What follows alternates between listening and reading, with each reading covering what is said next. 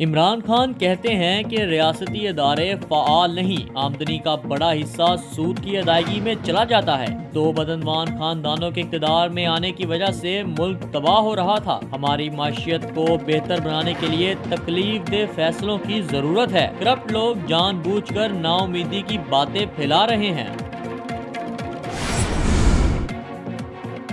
अवाम हुकूमत से अपनी तवक्कात खोने लगे। पाकिस्तान में कारकर्दगी के हवाले से 6 माही प्लस सर्वे के मुताबिक मुल्क उम्मीदो यास की कैफियत में तकसीम। 99% महंगाई से मुतासिर, जीने के लिए लोगों को कर्ज लेना पड़ता है। लोग पार्ट टाइम काम करते हैं या अखराजात में कमी। 51% की राय में जनरल बाजवा को तोसी मिलनी चाहिए। 45% का कहना है कि नवाज शरीफ अब वापिस नहीं आएंगे।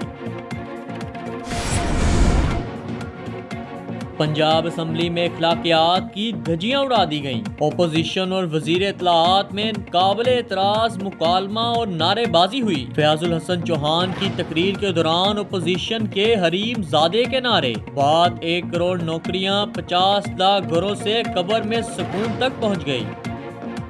अगर आपने अभी तक हमारा चैनल सब्सक्राइब नहीं किया तो अभी सब्सक्राइब करें और बेल आइकॉन को क्लिक करके हमारी लेटेस्ट वीडियोस के बारे में अपडेट जानें।